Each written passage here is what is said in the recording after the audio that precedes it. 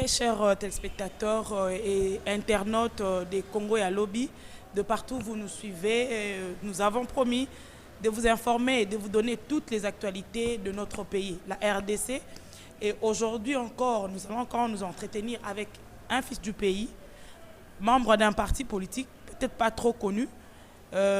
Avec lui, nous allons essayer un peu de parler de sujets sensibles de notre pays.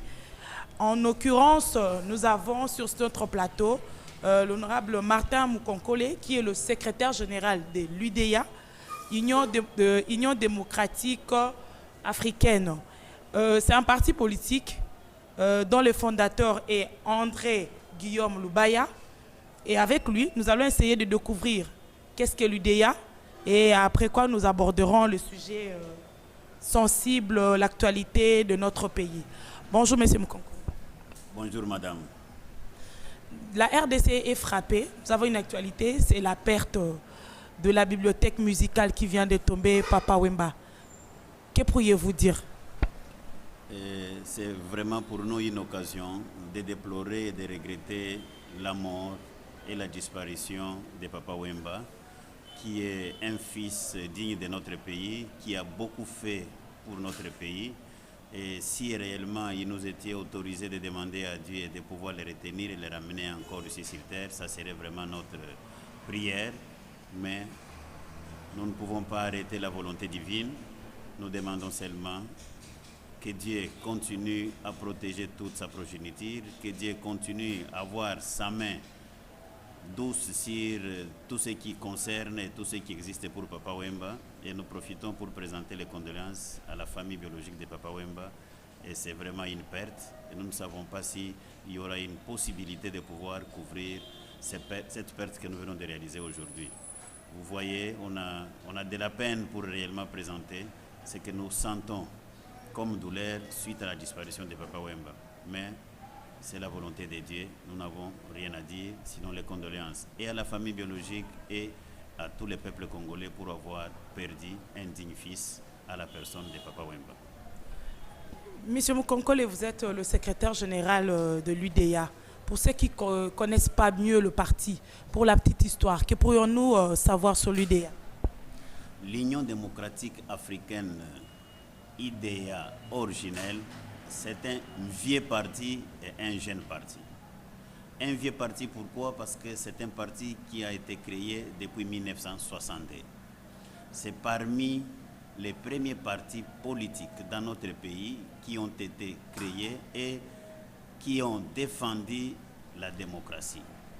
Et je vous disais que c'est un vieux parti parce que c'est depuis 1962 qu'il a été créé par les vaillants, les martyrs et les fondateurs André Guillaume Lubaya, qui est un ancien politicien de ce pays, un martyr de la démocratie dans notre pays, qui a été tué ou qui a été mis dans des conditions jusqu'à ce jour. C'est quelqu'un, on n'arrive pas à retrouver sa tombe, on ne connaît même pas là où il a été enterré parce que depuis l'enlèvement par le régime de M. Mobutu, on n'a pas pu retrouver son corps et c'est celui-là qui est le véritable fondateur de notre parti, IDEA.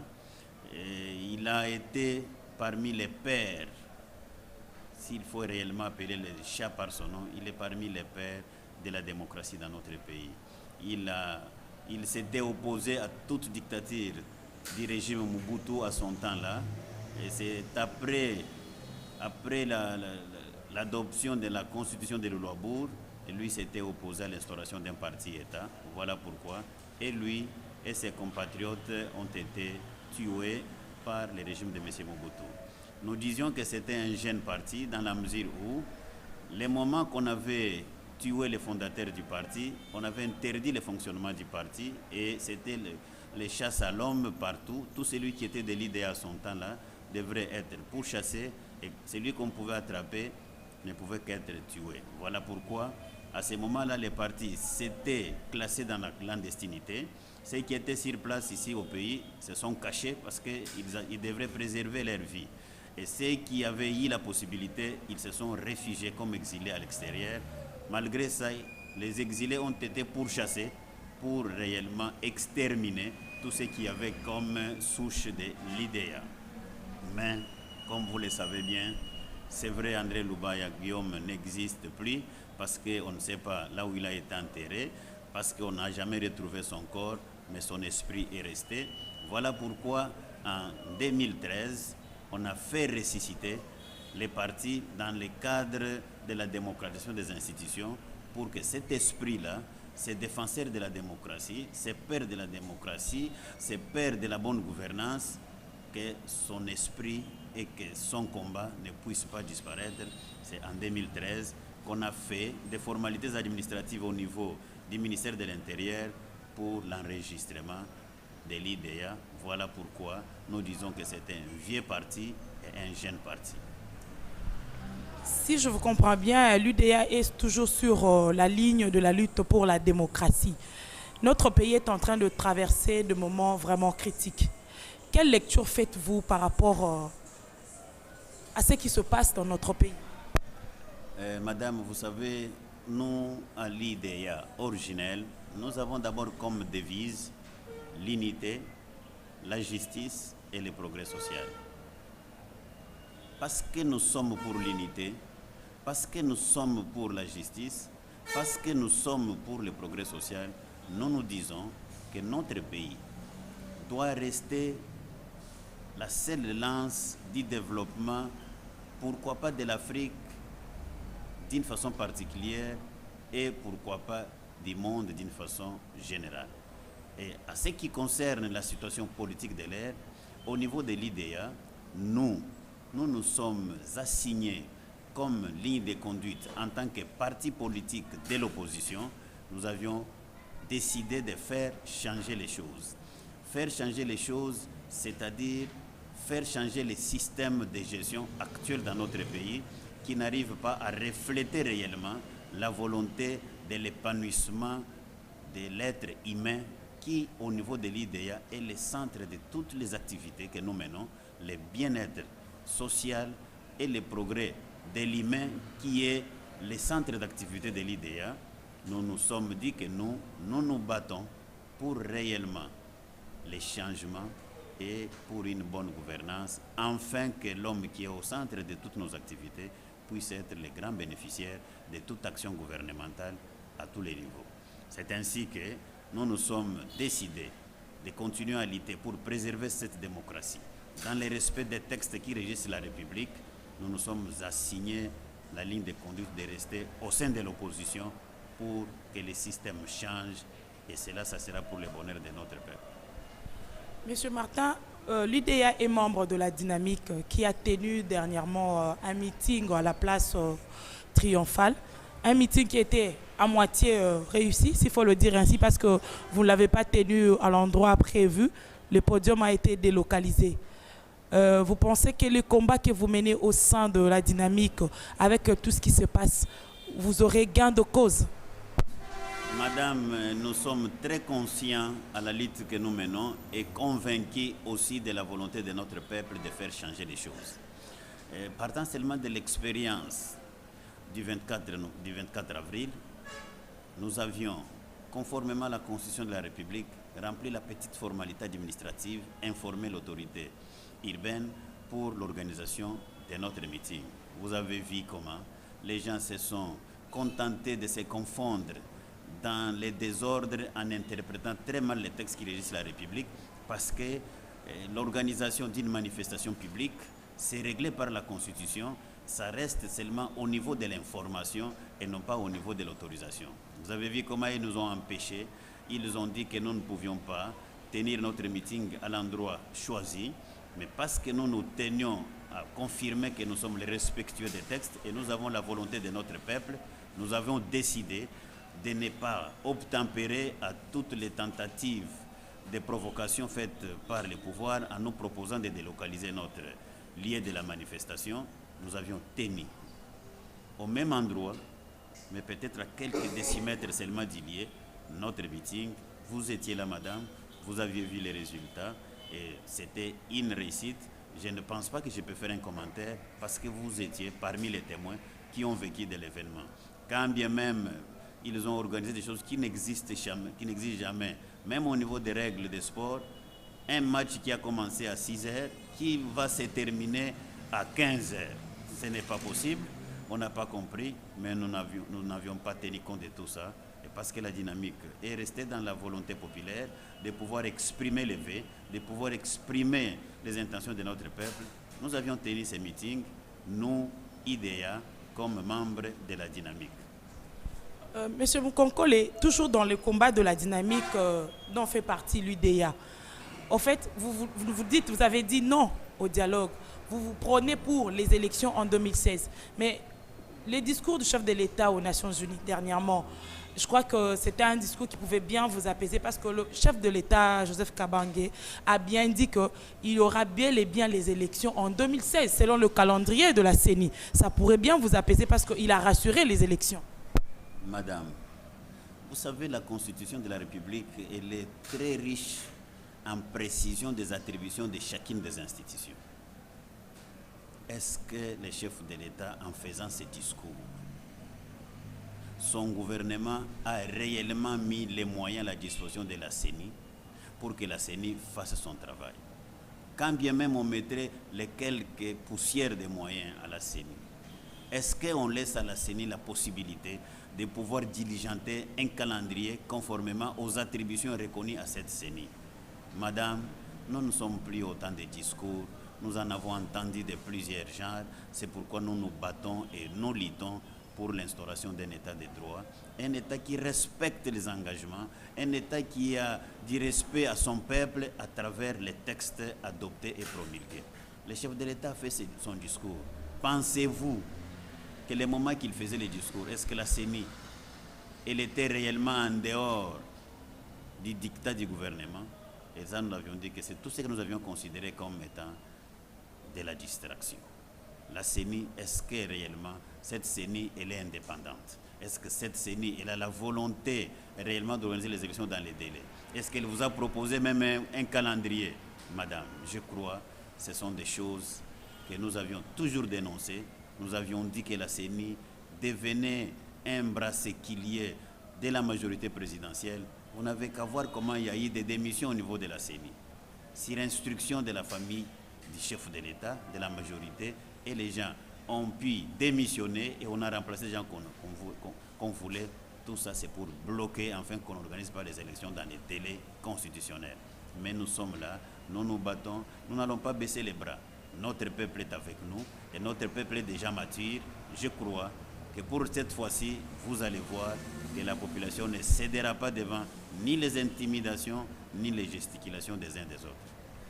Monsieur Mukoko, au lieu d'éviter le tiraillement avec l'opposition et avec la majorité, pardon, en fait, ce que vous avez comme idée au sein de l'opposition, c'est le chef d'État vous a donné une opportunité de vous retrouver certainement autour d'une table. Pourquoi refuser ce dialogue? Parce que vous ne pensez pas que c'est une voie qui peut nous amener à trouver une solution, à donner les idées que vous avez pour que la CENI puisse s'organiser dans le délai constitutionnel. Parce qu'apparemment, vous savez qu'est-ce qu'il faut faire pour que les élections soient tenues dans le délai constitutionnel.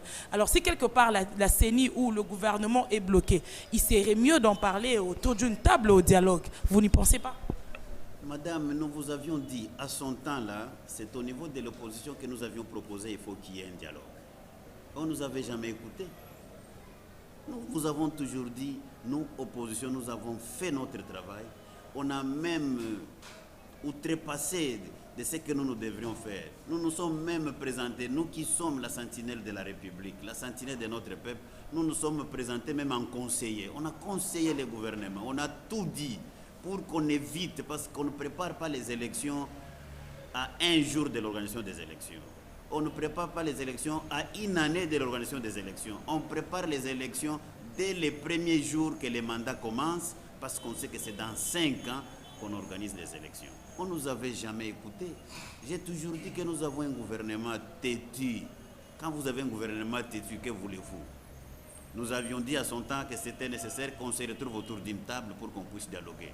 On nous avait taxé de tous les mots possibles pour dire que nous, on ne veut pas, ils ont gagné, il n'y a aucun problème, tout marche bien, qu'on les laisse gouverner, c'est leur temps, qu'on attende les élections. Nous nous sommes dit, ok, il n'y a pas un problème. Et aujourd'hui, à son temps, nous avions exigé qu'on nous donne seulement un calendrier, nous allons aller aux élections. Vous avez vu comment ils ont tergiversé.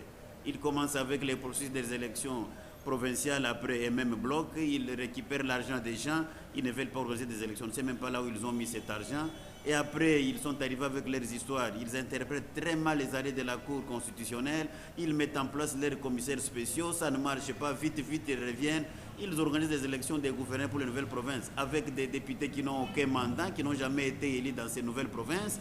Tout ça, un désordre. Aujourd'hui, nous leur avons dit, tenant compte de tout ça, et pensaient que les compteurs n'étaient pas en train de tourner.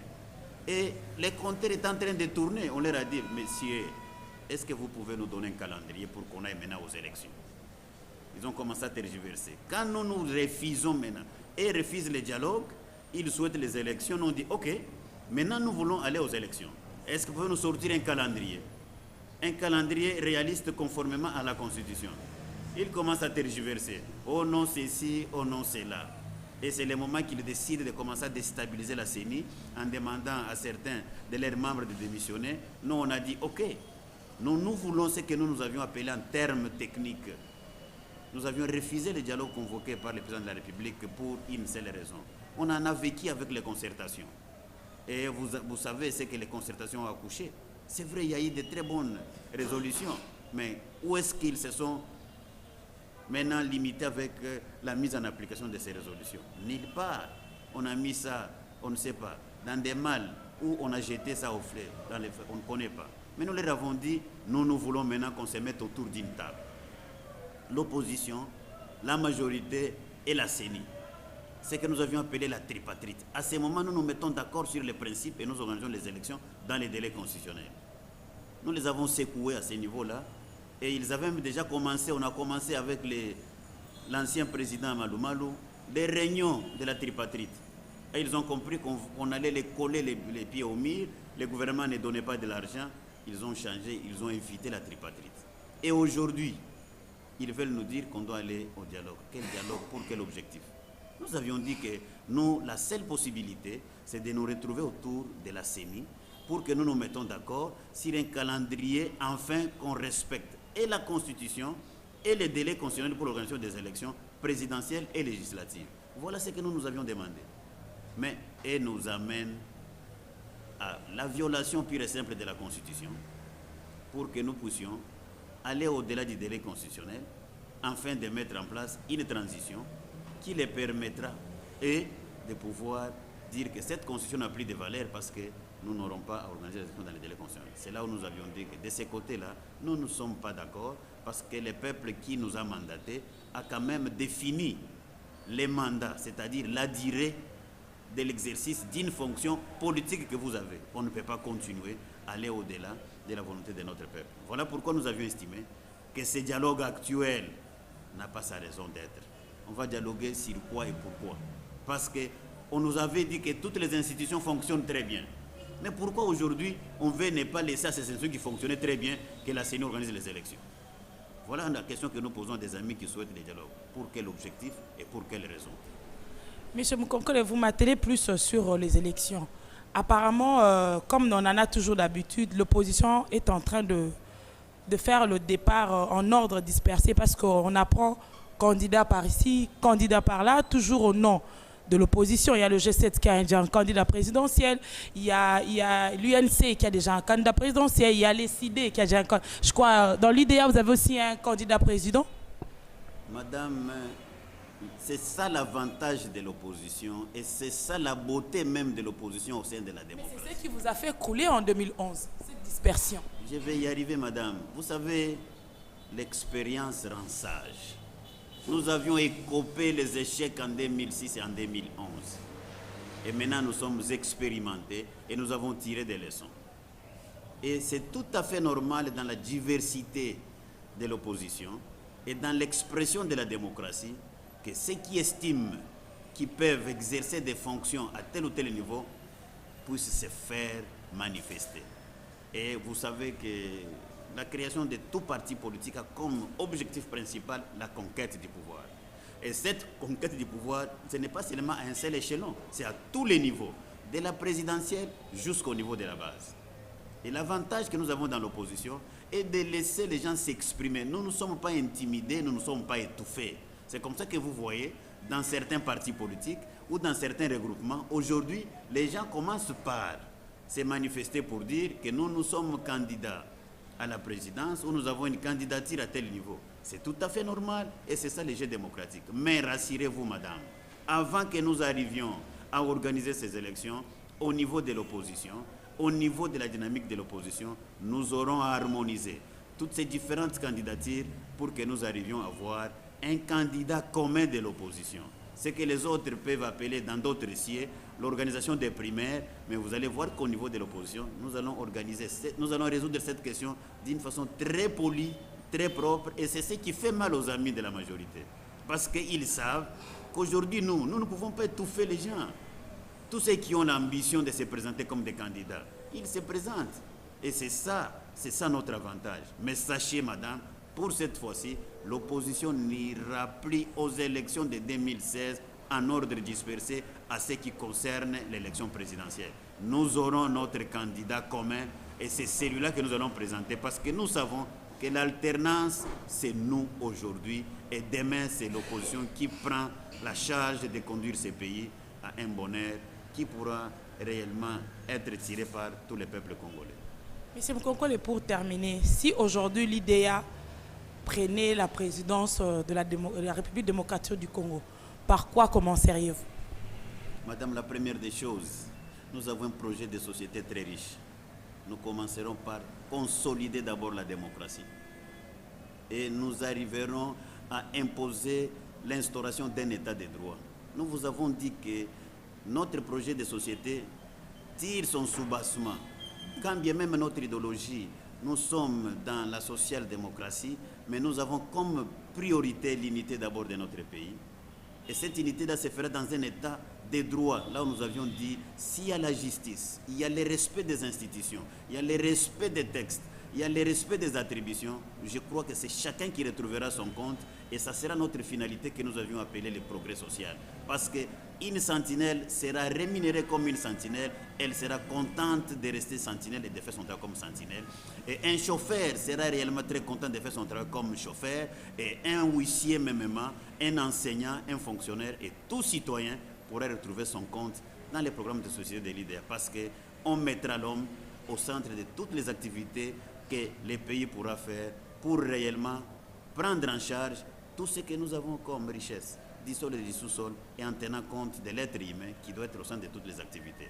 Avec ça, je crois que ça sera le bonheur éternel et le respect du jeu démocratique. À ce moment, nous n'aurons pas des messieurs qui vont se cramponner à des postes de responsabilité politique. On va respecter les textes et ces choses pourront se faire comme dans un monde civilisé, démocratiquement, et un monde civilisé socialement aussi. Merci beaucoup, monsieur. C'est à moi de vous remercier, madame. Très chers téléspectateurs, nous vous disons merci. Vous l'avez bien suivi. Désormais déjà, tout ce qui est information, activité de l'UDA, vous le suivrez sur Congo et Lobby. Et en cas de questions ou suggestions, contactez-nous au 243 80 88 23 200. Vous aurez toutes les informations possibles et conseils aussi, nous en avons besoin. Merci et à la prochaine.